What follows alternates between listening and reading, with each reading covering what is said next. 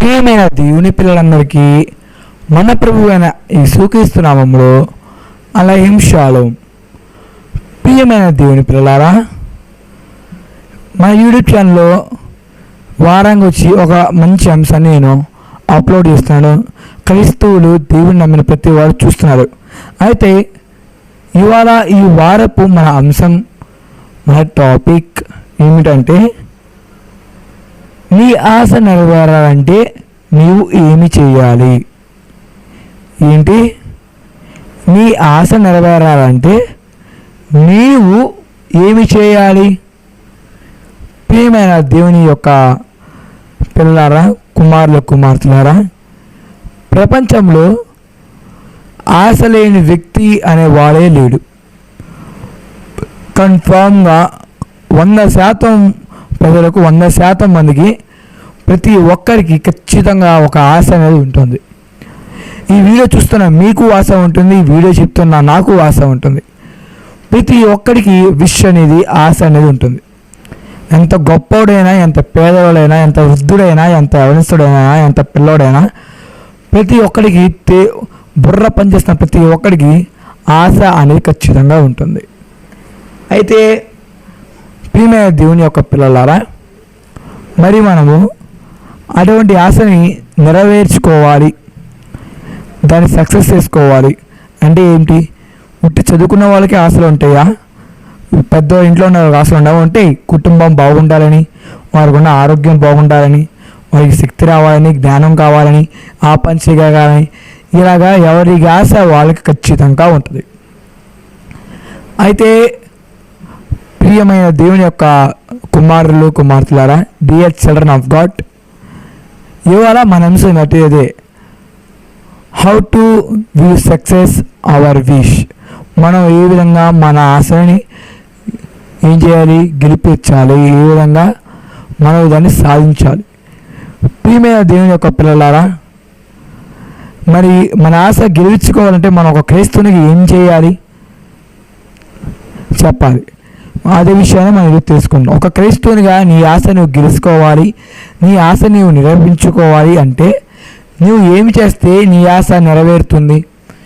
నువ్వు ఏం చేస్తే నీ ఆశ నువ్వు నిలబెట్టుకోగలవు అనే విషయాల్ని ఇవాళ మనం బైబిల్ యొక్క వెలుగులో, బైబిల్ యొక్క మాటల రూపంలో, దేవుని యొక్క మాటలలో ఇవాళ మనం గ్రహిద్దాం. దేవుని యొక్క పిల్లలారా, ఈ అంశం చెప్పే ముందు కొన్ని విషయాలు. ఒక క్రైస్తవుడిగా నువ్వు ఇవన్నీ చేస్తేనే నీ ఆశ నెరవేరుతుంది. నువ్వు ఏ ఆశ కోరినా ముందుగా నీవు ఈ దేవుని యొక్క పనులను నెరవేరిస్తేనే నువ్వు అనుకున్నది అవుతుంది, నువ్వు కోరుకునేది అవుతుంది. దీనిలో ఒక్కటి నువ్వు చేయకపోయినా ఖచ్చితంగా నీ ఆశ నెరవేరదు. అర్థమైంది కదా ప్రియమైన దేవుని పిల్లలారా? అర్థమైంది కదా? ఖచ్చితంగా మనం దేవుని యొక్క ఈ విషయాలు తూచాచాతిగా పాటిస్తే, కన్ఫామ్గా ఆర్డర్ని పాటిస్తే నీ ఆశ ఖచ్చితంగా నెరవేరుతుంది. నీ దానిలో నీ కాంటి ఏం చేస్తా మాటిస్తున్నా, ఇవన్నీ నువ్వు చేస్తే నీ ఆశ నెరవేరుతుంది. ప్రియమైన దేవుని యొక్క పిల్లలారా, మనం ముందుగా యోహాను సువార్త 13వ అధ్యాయం 1వ వచనం, the gospel of John chapter 13 verse 1. దేవుని యొక్క ప్రియ సహోదరి సహోదరులారా, దయచేసి వీడియోని చివరి వరకు చూడండి. చివరి వరకు చూసి నచ్చితే బాగుంటే ఒక 10 మంది షేర్ చేయండి. దేవుని యొక్క వాక్యాన్ని కదా షేర్ చేస్తుంది, దెయ్యాలి కాదు కదా. ఈ వాక్యాన్ని మీరు నచ్చితే 10 మంది షేర్ చేయండి, పూర్తిగా చూడండి, లైక్ చేయండి. మా ఛానల్ని కొత్తగా చూస్తే మా ఛానల్ని సబ్స్క్రైబ్ చేయండి. అర్థమైంది కదా ప్రియమైన యొక్క దేవుని యొక్క పిల్లలారా? మనం ముందుగా తెలుసుకున్న విషయం ఏంటంటే, యోహాను సువార్త 13వ అధ్యాయం 1వ వచనం. దేవుని యొక్క ప్రియమైన పిల్లలారా, మనం ఈ విషయంలో ఇక్కడ మనం చూస్తే ఏమంటుందంటే, తన శిష్యులని, తన వాళ్ళని మన ప్రభువైన యేసుక్రీస్తు ఈ విధంగా అంత్యము వరకు ప్రేమిస్తాను అనే దాని ఈ వచనం చివరిలో ఉంటుంది. అంత్యము వరకు ప్రేమించును అని ఈ వర్స్ చివరిలో మీకు ఉంటుంది. ఒకసారి మీరు చదివితే మీకు తెలుస్తుంది. వర్స్ చివరిలో తన శిష్యులని, తన వారిని అంత్యము వరకు ప్రేమించే అంటుంది. ఈ అంత్యము అనేది పాయింట్, రెండో పాయింట్ అనేది చిన్న రెండో అక్షరం అనేది ఉంటుంది, 2 అనే నంబర్ ఉంటుంది. కింద పుక్ పాయింట్లో అంత్యము వరకు అనేదానికి కింద పుక్ పాయింట్లో సమృద్ధిగా అనేది ఉంటుంది. సమృద్ధిగా. ప్రియమైన దేవుని యొక్క పిల్లలారా, సమృద్ధిగా, అంత్యము వరకు అంటే సమృద్ధిగా. అంటే మన ప్రభు అయిన యేసుక్రీస్తు మనల్ని ఏ విధంగా ప్రేమించాడు అంటే సమృద్ధిగా ప్రేమించాడు. దానిలో ఎటువంటి కాలుష్యం లేదు, కలుషితం లేదు. అది ఎంతో స్వచ్ఛమైన ప్రేమ. అటువంటి ప్రేమ ఎవరికంటే వాళ్ళు ప్రేమించరు, ఎవరికి పడితే వాళ్ళకి ఆ ప్రేమ దొరకదు. ఇప్పుడు ఫ్రెండ్షిప్లు ఇవి లవ్లు గివ్వులు అంటారు, అంత స్వచ్ఛం ప్రేమ దేవునిలో కూడా ఉండదు. ప్రియమైన దేవుని పిల్లారా, తన వారిని మన ప్రేమ యేసుక్రీస్తు ఎంతో ప్రేమగా, ఎంతో సమృద్ధిగా, ఎంతో అంతము వరకు వారిని ప్రేమించాడు, తన వారిని ప్రేమించాడు. అయితే ప్రియమైన దేవుని పిల్లారా, తనను నీవు నమ్ముకున్నావు కదా, మరి ఆ దేవుడు, మన దేవుడు నిన్ను ప్రేమిస్తున్నాడా? ఒక క్రైస్తవుడు కాబట్టి నువ్వు వీడియోని చూస్తున్నావు. అయితే నువ్వు ఒక క్రైస్తవుడు కాబట్టి నిన్ను తన వారిగా పోయించి నిన్ను ప్రేమించాడా దేవుడు? నిన్ను కూడా దేవుడు ప్రేమిస్తున్నాడా? నన్ను కూడా దేవుడు ప్రేమిస్తున్నాడా అనే విషయాన్ని కూడా మనం గ్రహించాలి. అక్కడ మన ప్రభువు యేసుక్రీస్తు తన శిష్యులను ప్రేమించాడు. ఎంత అంటే సమృద్ధిగా, అంత్యము వరకు లెక్కలేదు దానికి. ఆ రంగంగా వారిని ప్రేమించాడు. అయితే ప్రియమైన దేవుని యొక్క పిల్లలారా, ఒక క్రైస్తవుడు దేవునిలో ఉంటే దేవుడు తనని ప్రేమిస్తాడు. అసలు నీకు దేవుడు తెలుసా? ఒకసారి దేవుడు నీకు తెలుసు, మరి దేవునికి నీవు తెలుసా అనే విషయాన్ని కూడా గ్రహించాలి. దేవుడు నీకు తెలుసు, మరి నీవు దేవునికి తెలుసా? దేవుని నీవు నమ్మావు, మరి నిన్ను దేవుడు నమ్మాడా అనే విషయాల్లో కూడా క్రైస్తవుడిగా నేను గ్రహించుకోవాలి. నీ అంతరాత్మని నువ్వు అడగాలి, ఏమని? నన్ను దేవుడు ప్రేమిస్తున్నాడా? నన్ను దేవుడు నమ్ముతున్నాడా? అసలు నేను ఎవరో దేవుడు తెలుసా? అదేంటి, నేను నన్నే కదా దేవుడు పుట్టించాడు, మరి నేను తెలుసా అంటే అందరూ పుట్టించే దేవుడే, సరేనా? అందరూ పుట్టిస్తారు, అంత మాత్రం అందరూ పరలోకానికి ఆయన పుట్టి చెప్పి ఆయన వెళ్ళిపోతారా అంటే వెళ్ళరు. నీవు ఒక పని చేస్తే దేవుడి నామమున, ఒక మారుస్తే, ఒక మంచి పని చేస్తే దేవుని నామమున, అప్పుడు నీవు దేవుని దగ్గరికి వెళ్తావని నీవు దేవునికి గుర్తున్నావు, దేవుని నమ్మాడు అని అర్థం. ప్రియమైన క్రైస్తవులారా, ప్రియమైన దేవుని యొక్క పిల్లలారా, దేవుడు అసలు మనల్ని అంతగా ఎందుకు ప్రేమిస్తున్నాడు? ఈ లోకంలో ఉన్న తల్లిదండ్రులు ప్రేమిస్తారు, లేకపోతే మీ ఫ్రెండ్స్ కానీ, మీ బెస్ట్ ఫ్రెండ్స్ కానీ ఎవరైనా మిమ్మల్ని అంతగా ప్రేమిస్తారా అంటే ప్రేమించరు. ఈ లోక ప్రేమ ఎటువంటిది అంటే అవసరమైనంతసేపు లోక ప్రేమ మనక తిరుగుతుంది, అవసరం లేదు అంటే అది వెళ్ళిపోద్ది. అటువంటిది లోక ప్రేమ. ఈ లోక ప్రేమ గురించి ఎన్నో చెప్పచ్చు, కానీ అటువంటి సమయం కాదు. ప్రియమైన దేవుని యొక్క పిల్లలారా, దేవుడి ప్రేమ మన మీద ఉందా లేదా అనే విషయాన్ని మనం గ్రహించవచ్చు. ఎలాగా, ఏ విధంగా గ్రహించవచ్చు, మనకి ఏ విధంగా తెలుస్తుంది అది ఎలా అంటే, మీకు ఉదాహరణ, ఒక పాస్టర్ గారు అంటారు. అయితే ఆయన వీసా అప్లై చేసుకున్నాక వెళ్తారు. ఎవరికి? వీసా అప్లై చేసుకున్నాక వెళ్తాడు. అయితే ఆ వీసా అప్లై చేసిన దగ్గరికి వెళ్ళినప్పుడు ఆ వీసాకి ఉంటారు కదా ఆ కమిషన్కి ఒక హెడ్ ఉంటాడు కదా. అయితే ఆ హెడ్ గారు ఈయన చూసి, ఈయన డీటెయిల్స్ చూసి, నీ పేరేంటని మళ్ళీ ఆ పాస్టర్ గారిని అడిగారు. ఆ పాస్టర్ గారి నా పేరు అబ్రహాం అని సంథింగ్ ఒక పేరు చెప్పడం జరిగింది. అయితే నువ్వేం చేస్తావు అని అడిగారు. అలా ఉంటుంది, కానీ ఆయన మాటల్లో ఇందో చెప్పి అని అడిగాడు. ఏమని? నువ్వు ఏ పని చేస్తావు అంటే, నేను దేవుని యొక్క సేవకుడిని, నాకు తెలిసింది నీకు కొంతమంది చెప్తూ ఉంటాను అంటాడు. అయితే బైబిల్లోంచి నీకు కొన్ని ప్రశ్నలు అడుగుతాను, ఆ ప్రశ్న కరెక్ట్గా సమాధానం ఇస్తే నీకు నేను వీసాని అప్రూవ్ చేస్తాను అని హైట్గా చెప్తారు. అయితే అదేవిధంగా ప్రశ్న అడగడం జరిగింది. యేసు యొక్క సమాధిని ఎవరు అలా సమాధి చేయడం జరిగిందని చెప్పి కొన్ని ప్రశ్నలు బైబిల్లోంచి అడగడం జరిగింది. ఈ పాస్టర్ గారు కూడా ఆ ప్రశ్నలకి జవాబులు చెప్పారు. అయితే ప్రియమైన దేవుని యొక్క పిల్లలారా, అయితే చివరిగా ఒక ప్రశ్న అడిగాడు. ఏంటంటే, ఒకవేళ బైబిల్ మొత్తంలోంచి సారాంశం తీసి ఒకే ఒక్క పదం చెప్పావంటే నువ్వు ఏం చేస్తావు, ఏ పదాన్ని ఉపయోగిస్తావు అని చెప్పి ఆ హెడ్ గారు ఈ పాస్టర్ గారిని అడగడం జరిగింది. ఏంటంటే, ఇంకోసారి చెప్తాను, ఒకవేళ బైబిల్లోంచి సారాంశం మొత్తాన్ని తీసి బైబిల్ మొత్తాన్ని ఒక పదంలో చెప్పమంటే నువ్వేం చెప్తావు అని ఆ పాస్టర్ గారిని అడగడం జరిగింది. మీరైతే చెప్తారు? బైబిల్ సారాంశం తీస్తే ఒకే ఒక పదం, బైబిల్ ఒక్క పదంతో పోల్చి చెప్పండి అంటే మీరేం చెప్తారు? కామెంట్ చేయండి. మీరు అసలు ఏం చెప్తారు ఆ క్వశ్చన్ కంటే మీరు తెలిసిన సమాధానం కామెంట్ చేయండి. అయితే ఆ పాస్టర్ గారు ఏం చెప్పారంటే, గాడ్స్ లవ్, దేవుని యొక్క ప్రేమ. ఇదే నిజమైన ప్రేమ ఇదే నిజం. బైబిల్ గ్రంథంలో ప్రకటన గ్రంథం నుంచి కానీ ఆదికాండం నుంచి ప్రకటన గ్రంథం అయిన ఈ చివరి పుస్తకం అయిన ప్రకటన గ్రంథం వరకు మొదటి పుస్తకమైన ఆదికాండం నుంచి ఈ 66 పుస్తకాలు ఒకటే చెప్తుంది, ఒక్కటే దేవుని యొక్క ప్రేమ. ఆ ప్రేమలో నీవు ఏ విధంగా ఉండాలి, దేవుడు నిన్ను తెలుసుకొని నీవు ఏ విధంగా చేయాలి, దేవుడు నేను ఇష్టపడుతున్నాను లేదా, దేవుడు నీవు ఇష్టమా లేదా అనే విషయాలన్నిటినీ దేవుని ప్రేమ అనే పదవి ఇంటికి ఇచ్చిస్తుంది.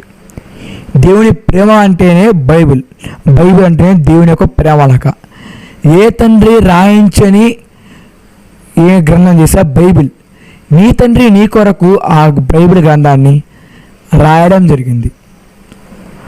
Retain that Bible is retain by our God. అటువంటి బైబిల్ని మనం కాళ్ళ కింద వేయడం, మంచాల్లో పడేయడం, ఏం చేస్తున్నాం? డిసిప్లిన్ లేదు. ఒక పరిశుద్ధ గ్రంథమైన బైబిల్ డిసిప్లిన్ లేదు. ఖురాన్ తెలుసా మీకు? ముస్లింలు ఆ ఖురాన్ని ఎంతో జాగ్రత్తగా ముట్టుకోకుండా కొన్ని ఆచారాలతో దాన్ని పాటిస్తారు. ఒక క్రైస్తవుడైన నీవు, దేవుని తెలిసిన నీవు, ఒక నిజమైన దేవుని నమ్ముతూ నీవు ఏం చేస్తున్నావు? అటువంటి బైబిల్ని నీ దేవుడు నీకు రాసిన ప్రేమ రకం నీవు ఏం చేస్తున్నావు తెలుసా?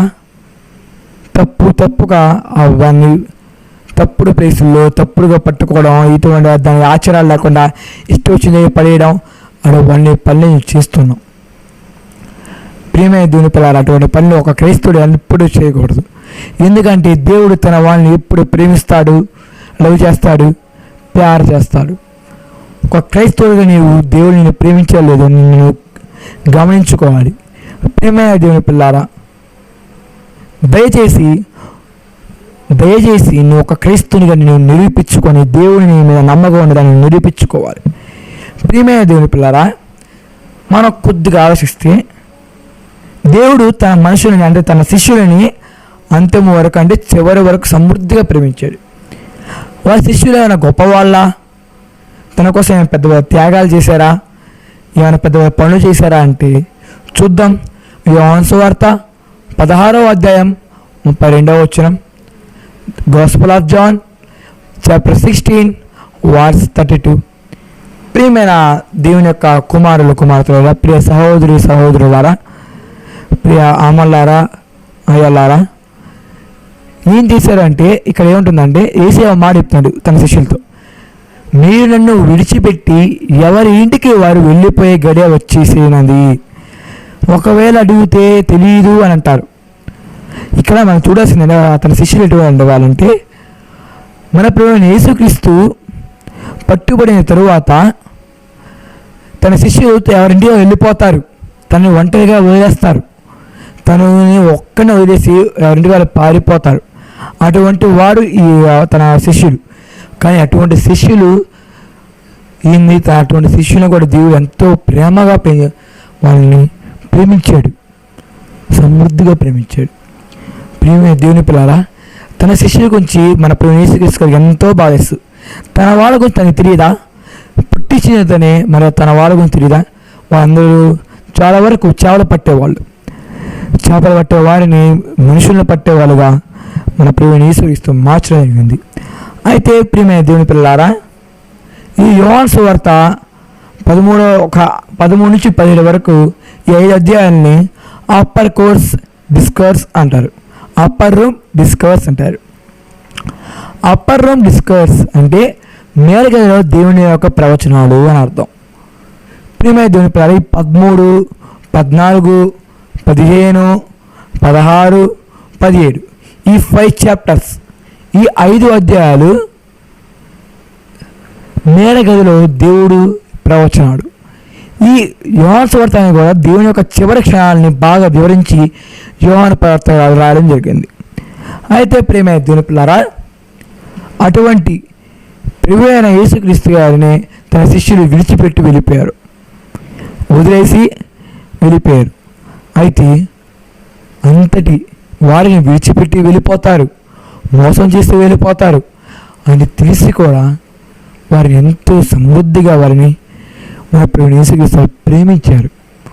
మరి నిన్ను ప్రేమిస్తారా అంటే ప్రేమిస్తాడు.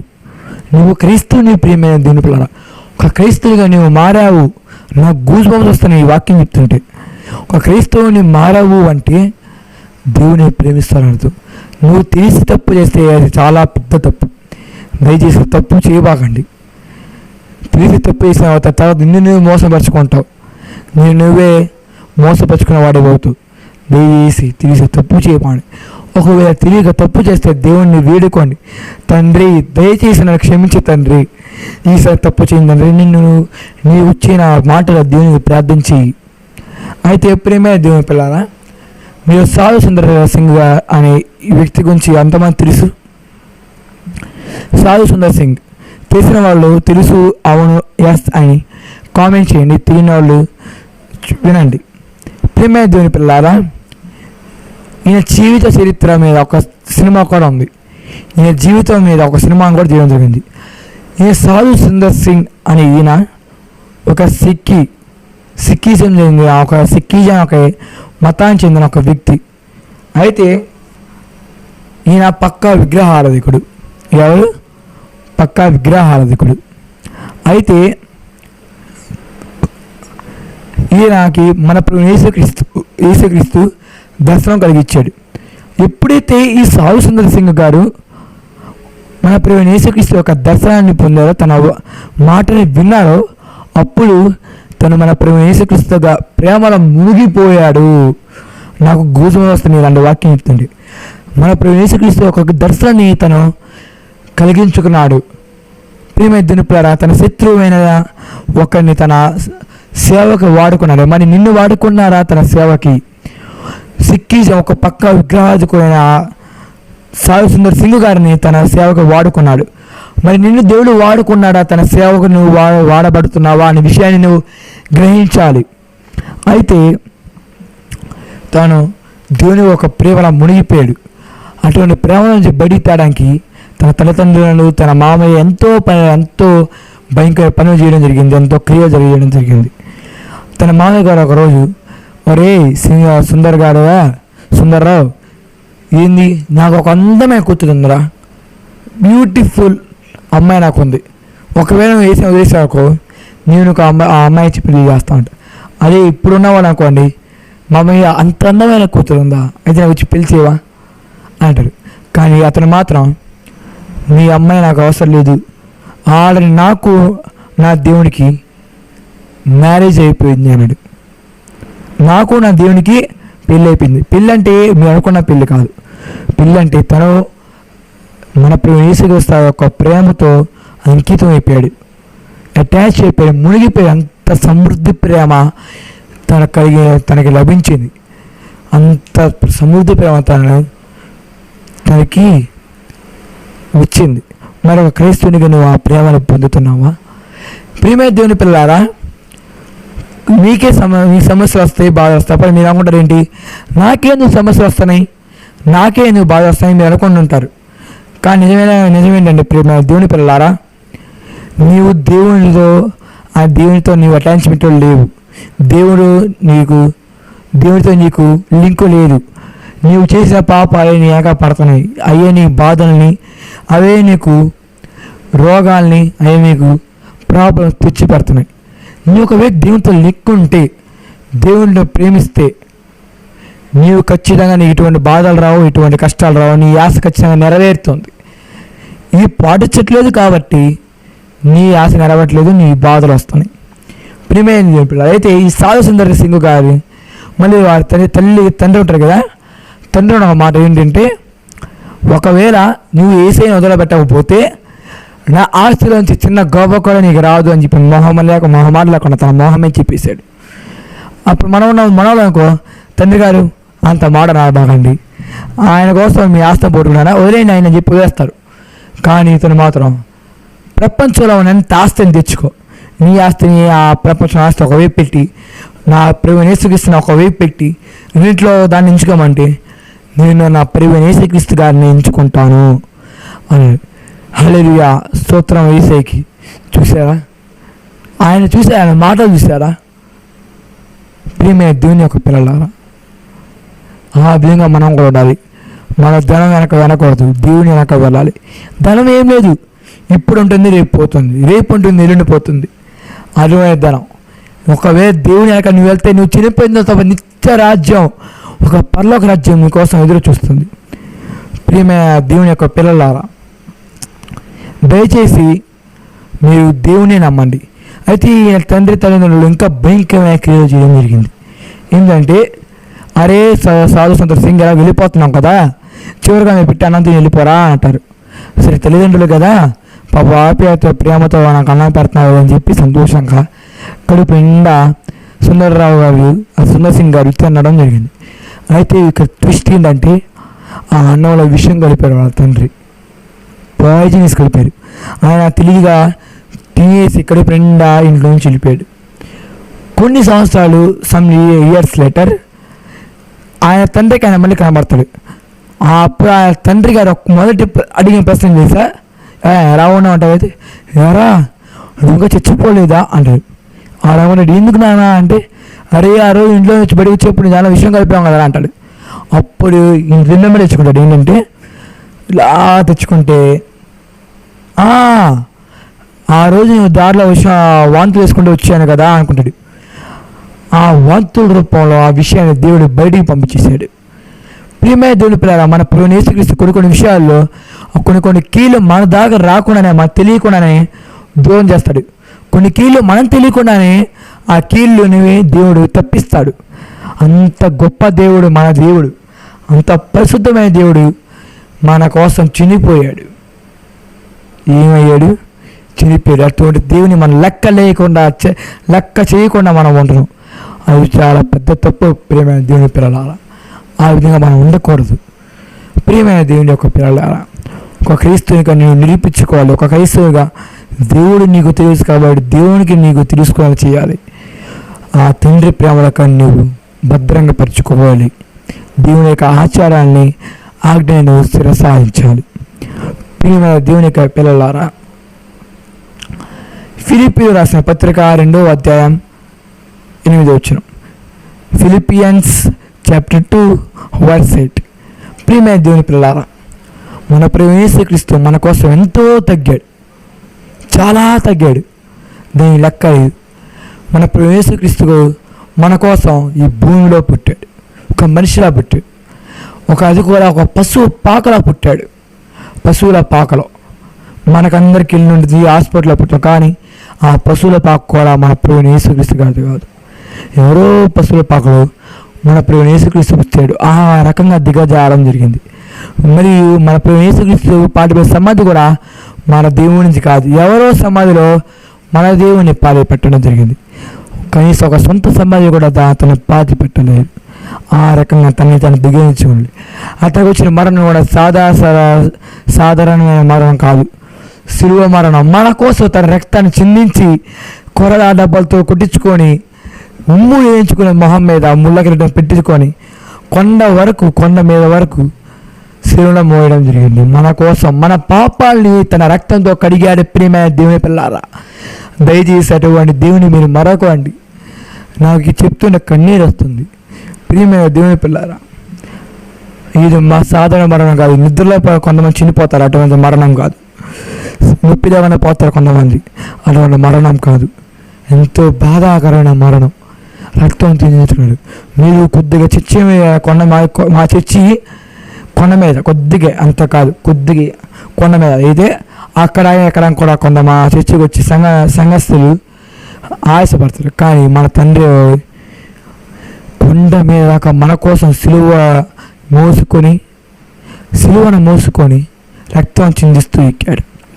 అయితే ప్రేమ దేవుని పిల్లల, ఈ సిలువ అనేది రోమన్స్ ఒక పవిత్ర అన్హోలీ శ్రేణిగా భావిస్తారు.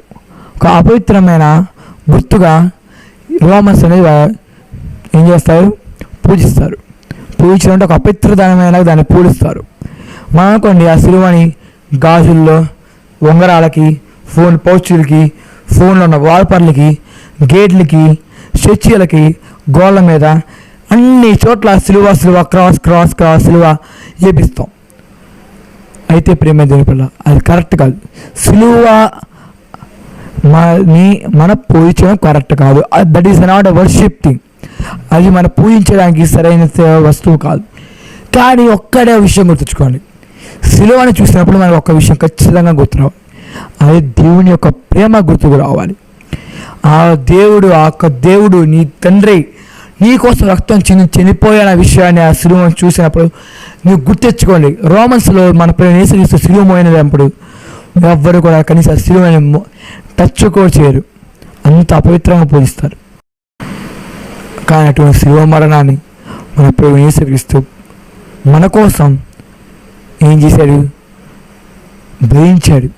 మనం మారుతామని, మనం చేసిన పాపాలకి తను చనిపోయాడు. ప్రియమైన దేవుని పిల్లారా, దయచేసి పాపాలు చేయకండి. ఈసారి దేవుడు రెండవ అక్కడ సిలువ మోసేది కాదు, సిలువ మిమ్మల్ని మోపించేది కాదు, నరకానికి వెళ్ళిపోతారు.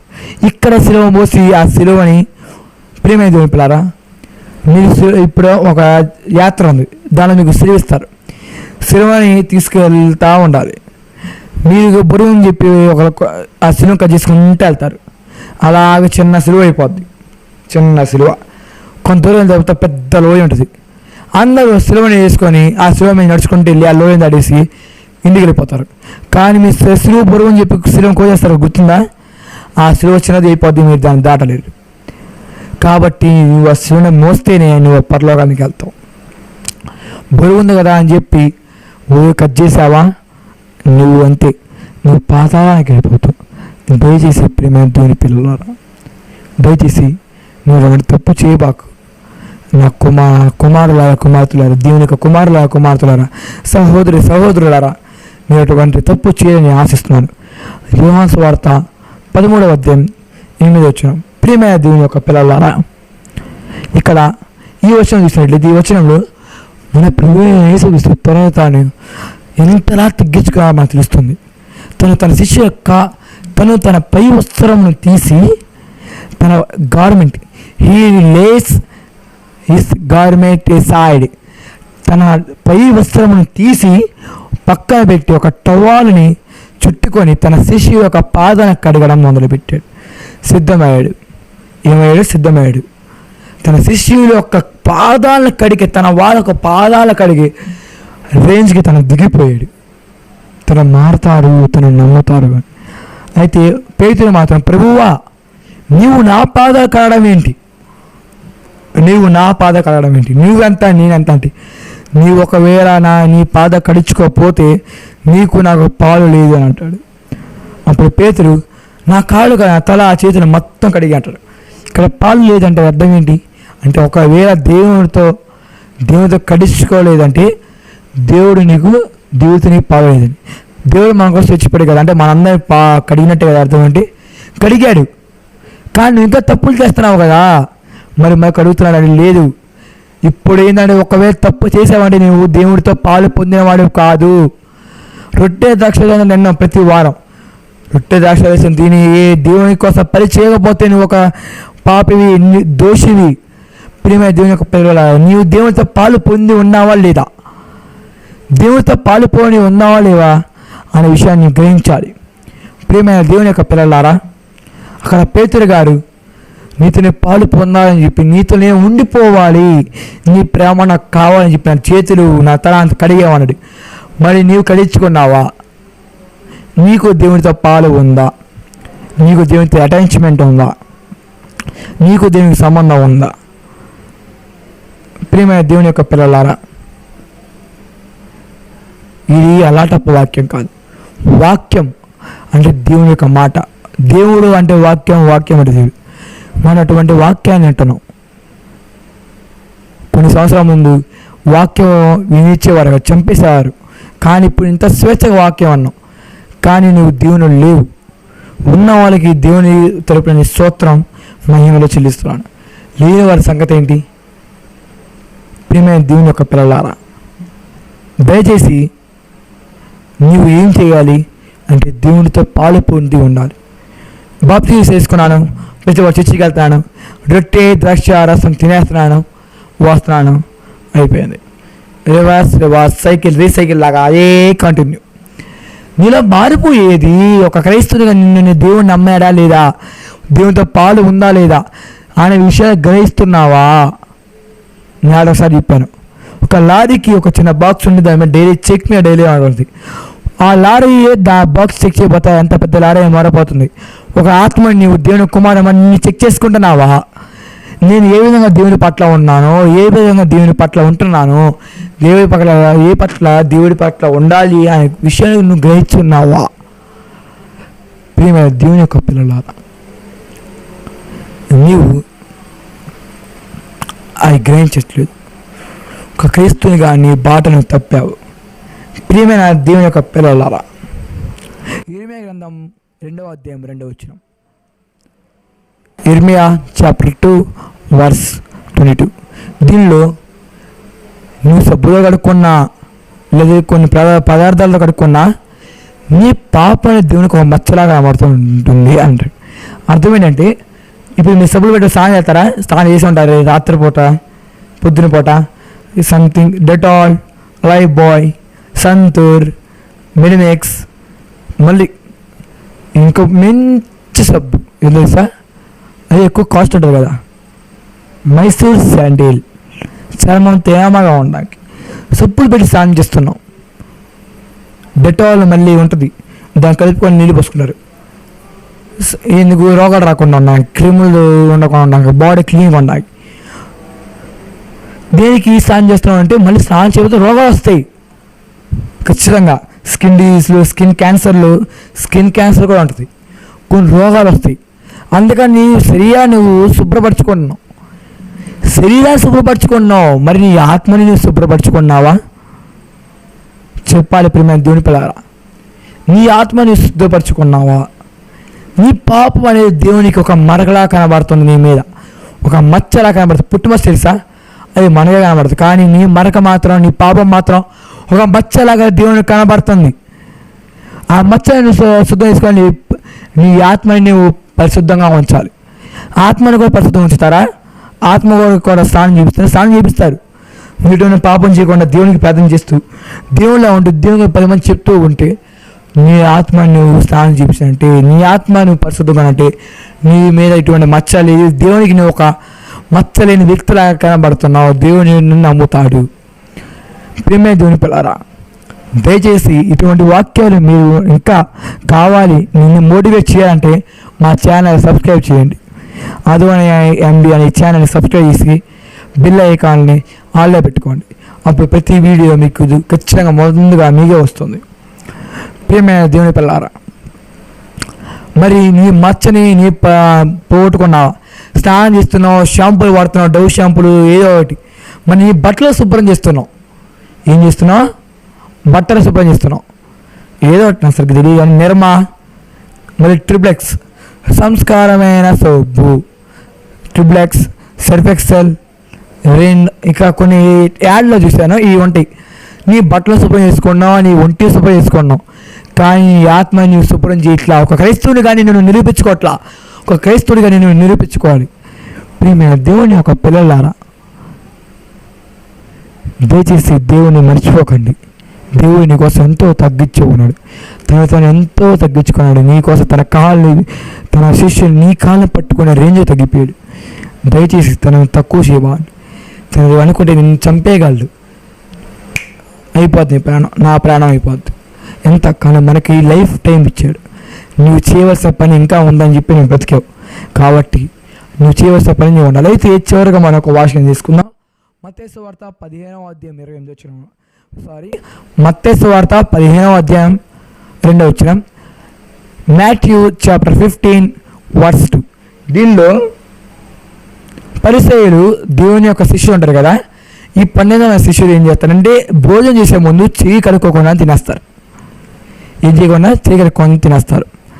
అయితే పరిసయ్యులు వచ్చి అరే యేసయ్యా, యేసు నీ శిష్యులు చెయ్యి కడుక్కోమని తినేస్తారు, మన పార్యపరంగా వచ్చి ట్రెడిషన్ని దిక్కిచ్చారని చెప్పి వేసాడికి వీళ్ళు ప్రేమగా అడిగారా? మన అమ్మోళ్ళు చీకడుకొని పోతే క్రిమ్ వస్తారా చీకడుకోరా అంటారు. అలా చెప్పి వీళ్ళు ప్రేమగా అడిగారా, ఆప్యాయతంగా అడిగారా అంటే కాదు. మన ప్రభువైన యేసుక్రీస్తు గారిని ఏం చేయడానికంటే ఇసుకిచ్చడానికి, మన ట్రెడిషన్ని మన కల్చర్ని వీళ్ళు దిక్కిచ్చారు. మరి దీన్ని బట్టి నువ్వేమిస్తావు చెప్పు, దీన్ని బట్టి నువ్వేమిస్తావు, దీనికి సమాధానం ఏంటి అన్న ప్రభువైన యేసుక్రీస్తు ఇసుకిస్తే మన ప్రభువైన యేసుక్రీస్తు గారు 19:20 వచ్చిన సమాధానం ఉంటుంది. ఒక వ్యక్తి తన హృదయం నుండి వచ్చి వ్యభిచారం, హత్య, దుష్ట ఆలోచనలు, ఒక మనిషిని తప్పుగా ప్రవర్తించడం, దేవుని పని చేయకపోవడం, దీని వలన ఒక మనిషి చనిపోతాడు తప్ప చీకడుకొని తింటే చెడిపోవడు అని. అంత మాత్రం చీకడుకొని తినమని అర్థం కాదు, చీకడుకొని తినాలి, అది సేఫ్టీ కోసం. అంటే చీకడుకొని తిన మాత్రం మనిషి అపవిత్రపరచబడడు. తన హృదయంలో నుంచి తన మెదడు నుంచి వచ్చే ఆలోచన వల్లనే తను చెడిపోతాడు, ఒక మనిషి చనిపోతాడని చెప్పి మన యేసుక్రీస్తు చెప్పడం జరిగింది. అంటే ప్రియమైన దేవుని పిల్లారా, ఇప్పుడు నీ ఆశ నెరవేరాలంటే నువ్వు చేయవలసిన పనులు దేవుని ప్రేమతో అంకితమై ఉండాలి, దేవునితో పాలు పంచుకో ఉండాలి, దేవునిలో ఉండాలి, నేను తగ్గించుకోవాలి, దేవుని వెళ్ళపో ఉండాలి, దేవుని రూల్స్ అండ్ రెగ్యులేషన్స్కి నువ్వు కట్టబడి ఉండాలి. ఇవన్నీ పాటిస్తే కన్ఫామ్గా నువ్వు నీ సక్సెస్, నీ గోల్ని రీచ్ అయిపోతావు. దీనిలో నేను మాటిస్తున్నా. ప్రియమైన దేవుని యొక్క పిల్లలారా, దయచేసి ఒక క్రైస్తవునిగా నువ్వు తప్పు చేయొద్దు. నువ్వు దేవుని యొక్క కుమారుడు, కుమార్తె, నీ తండ్రిని నువ్వు గెలిపించాలి. ఎవరైనా నీ తండ్రిని గెలిపించాలి. నువ్వు ఓడిపోతే నువ్వు ఓడిపోయినట్టు అర్థం కాదు, నీ తండ్రి ఓడిపోయినట్టు. ఎన్నో దేశాల్లో ఎన్నో గొడవ అవుతున్నాయి క్రిస్టియన్స్కి, కానీ ఇక్కడ ఈ భారతదేశంలో సుఖంగా ఉన్నాం. కానీ ఏంది లాభం? ఒక మారుస్తున్నావా? పరిచయం చేస్తున్నావా? అపోస్తలుడైన పౌలు గారు తన పరిచయం మొదలుపెట్టినప్పుడు ఆయన ఎన్నో అడ్డంకులు ఎదురయ్యాడు. రాళ్ళతో కొట్టాడు, చంపేశారు. ఆయన కొన ఊపిరితో బ్రతికి పరిచయం చేశాడు. అంత కష్టమైన పనిలో కూడా అపోస్తలుడైన పౌలు గారు, భక్తుడైన పౌలు గారు ఆ పరిచయం చేయడం ఇక్కడ నీ కొట్టట్లేదే, ఎవరు చంపట్లేదే, ఎందుకు మరి నువ్వు ఇంత కష్టపడిపోతున్నావు, ఎందుకు సిగ్గుపడుతున్నావు? నీ ఆశను నెరవేర్చుకోవాలంటే ఖచ్చితంగా నువ్వు దేవునిలా ఉండాలి, దేవునితో పాలు పంచుకోవాలి. అర్థమైంది కదా ప్రియమైన దేవుని పిల్లారా? అందరూ తలదించుకోండి, ప్రార్థన చేసుకుందాం. మహాపరిశుద్ధుడా, ప్రేమగల మా తండ్రి, పరలోకమందున మా తండ్రి, నీ నామం ఎంత పరిశుద్ధమైన తండ్రి, నీవు లేకపోతే మేము లేము తండ్రి, మీరే మీ ఆత్మ, మీరే మాకు రక్షణ ఉండేలా కోరుకున్నాం తండ్రి. ఇవన్నీ ఈ వాక్యాన్ని మా హృదయాల్లో భద్రపరచమని కోరుకున్నాను తండ్రి. ఎవరైతే కష్టాలు బాధలు తొలగించాను తండ్రి, వారి చుట్టూ మీ పరిశుద్ధాత్మ నా కంచిగా కాపలా కొంచెం కోరుకుంటూ ఈ చిన్న ప్రార్థనను నీ ప్రేమపోవడం వలన మా రక్షకుడైన ప్రభువైన యేసుక్రీస్తు నామములో సమర్పించుకున్నా పరమ తండ్రి. తండ్రి యొక్క ప్రేమ, కుమారుని యొక్క కృప, పరిశుద్ధాత్మ యొక్క అన్యోన్య సహవాసాన్ని పిల్లలందరికీ సదాకాలం తోడే ఉండగాక. ఆమేన్. ఈ వాక్యమైన మీ అందరినీ, ఈ వీడియో చూస్తున్న ప్రతి ఒక్కరిని దేవుడు సదాకాలం సమృద్ధిగా తన కుమారుల్ని, తన కుమార్తెల్ని ప్రేమించాలని నా మనస్ఫూర్తిగా నేను కోరుకుంటున్నాను. అందరికీ ప్రైజ్ ద లార్డ్. ఆమేన్.